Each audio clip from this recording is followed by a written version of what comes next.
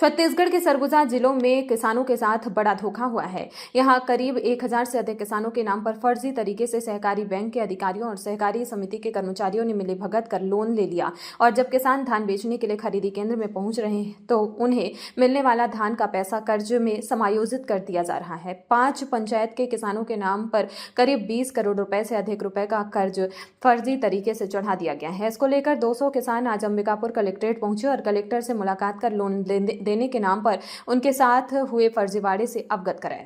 क्या नाम है चाचा? कमल कुजूर। कहाँ से हैं? केरजू से। क्या समस्या है? सर हम लोग का समस्या है कि इन साल धान बेचे थे सर मंडी में, हमारे केरजू पंचायत में, जिसमें कि 5 पंचायत है हम लोग का पंचायत है सर, और जिसमें हम लोग धान बेच दिए थे 5 तारीख को। तो पैसा लेने आया तो सर बैंक पेटला में कि हम लोग का लोन दिखा रहा है। लोन नहीं लिया? लोन तो नहीं लिए हैं सर, उसमें 30,000 लोन लिया था लेने के लिए, उसमें 3 लाख लोन बता रहे हैं। तो फिर क्या वो पैसा मिला? नहीं मिला है सर। कहाँ क्या गड़बड़ी हो गया? क्या पता सर, हम लोग तो लोन खाए नहीं है तो उसमें लोन बता रहे हैं। बैंक वाले ने क्या बताया? बैंक वाले बोले कि KYC करवा लो, तो KYC करने के बाद फिर गया 4-5 बार, फिर दौड़े पेटला, फिर उसके बाद में स्टेटमेंट निकलाए, 3 लाख लोन बता रहे हैं। कब निकाले हैं 3 लाख लोन? ये 24-25 में सर। तो आपने लिया? नहीं लिए हैं सर। धान का पैसा मिला? नहीं मिला है सर, सब कट गया। वहीं दूसरी तरफ पिछले दिनों केरजू गांव स्थित सहकारी समिति के प्रबंधक ने फांसी लगाकर आत्महत्या कर ली थी। किसानों के साथ यह फर्जीवाड़ा केरजू समिति में ही हुआ है, लेकिन अब समिति के प्रबंधक द्वारा आत्महत्या के बाद किसान सामने आ रहे हैं। जिले के सीतापुर विधानसभा क्षेत्र स्थित ग्राम पंचायत केरजू, कुनमेरा, हरदी सांड, ढोढ़ा गांव, बंसीपुर गांव के सैकड़ों की संख्या में किसान पूर्व खाद्य मंत्री अमरजीत भगत के साथ कलेक्ट्रेट पहुंचे और कलेक्टर से मुलाकात कर अपनी समस्या रखी। किसानों ने बताया कि उनके साथ बड़ा धोखा हुआ है और इसका खुलासा अब तक हो रहा है। जब वे धान लेकर बेचने के लिए धान खरीदी केंद्र में पहुंच रहे हैं, जहां पर धान बेचने के बाद उन्हें बताया जा रहा है कि उनके नाम पर कर्ज है, जबकि उन्होंने कोई कर्ज नहीं लिया है। कई ऐसे भी लोग हैं जो अब इस दुनिया में नहीं है, लेकिन उनके नाम पर भी कर्ज लेकर हड़प लिया गया है, जबकि जिस तारीख में कर्ज लिया जाना बताया जा रहा है उससे पहले ही उनकी मौत हो चुकी है। अच्छा चलेगा मनोहर लगा जी, बता दीजिए, आप तो शिकायत करने आए थे, क्या पूरा मामला?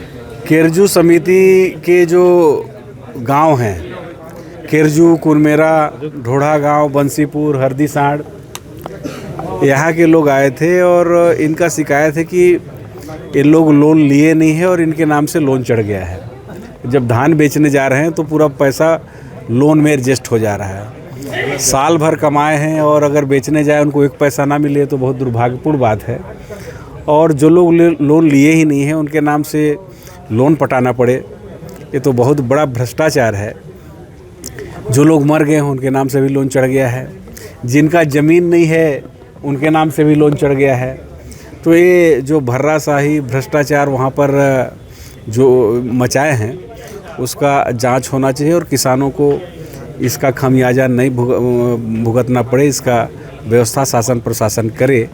आज उस क्षेत्र के जनप्रतिनिधियों के साथ किसानों के साथ हम लोग आए थे और कलेक्टर साहब से अनुरोध किया है कि इसमें जांच करा करके ऐसा व्यवस्था करें कि जो धान बेचने जा रहे हैं उसका धान का भुगतान उनको मिले और जो लोन फर्जी उनके नाम से उठाया गया उसका जांच हो और उसमें जो लोग दोषी हैं उनके ऊपर कार्रवाई हो। इतना बड़ा भ्रष्टाचार आखिर किसके सर पर हो रहा है और कौन कौन शामिल है इसमें, क्या लगता है? देखिए, इसमें जब जांच होगा तब परत खुलेगा कि इसमें कौन कौन सम्मिलित हैं, लेकिन ये बात तय है कि केवल एक व्यक्ति इतना बड़ा स्कैंडल नहीं कर सकता, उसमें और भी बड़े प्लेयर होंगे जो लोग इसमें सम्मिलित होंगे और मिल करके समिति से लेकर के बैंक तक और बीच में बिचौलिए सब मिल करके इतना बड़ा घपला किए हैं और इसका जांच होना चाहिए और किसानों को इसका नुकसान ना हो, इसका शासन प्रशासन को ख्याल रखना चाहिए। लगभग कितने किसान होंगे और कितनी रकम का घोटाला होगा ये? इसमें अब 6 गांव के किसान हैं और कोई साबुत बचा नहीं है। तो मैं सोचता हूं कि ये 20 करोड़ से ऊपर का मामला है और किसानों का हिसाब से देखें तो ये 2-2.5 हज़ार किसानों का मामला है।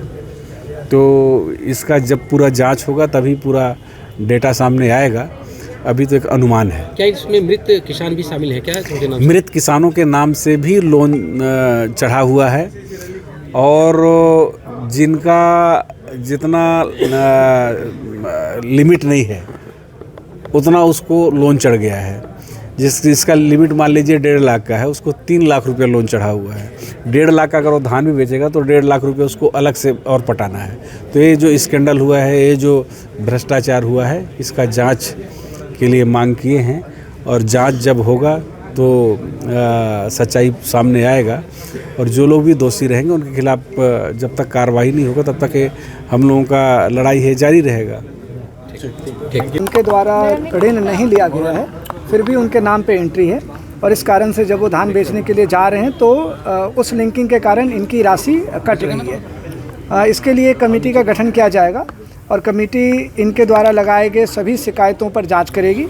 जांच में यदि यह पाया जाता है कि शासकीय राशि का गबन हुआ है या किन्हीं किसानों ने जिन्होंने लोन नहीं लिया था उनके नाम पे कुछ गड़बड़ियाँ हुई हैं, तो जो भी जांच में दोषी पाए जाएंगे उन पर सख्त कार्रवाई की सर, जाएगी। इससे पहले भी जो कलेक्टर साहब थे उन्होंने एक बड़ा जांच कराया था, करोड़ों का खुलासा हुआ था सहकारी बैंक में और वो जांच भी अब धीमी हो गई है। उस पर किस तरीके से रफ्तार लाएंगे सर? क्योंकि ये मामला आपके द्वारा मेरे संज्ञान में लाया गया है। मैं इसकी फाइल को देख करके अगर जांच अभी भी चल रही है तो उसको शीघ्र ही उस जांच को एंड किया जाएगा। सर, खरीदी केंद्रों में अभी भी देखा जा रहा है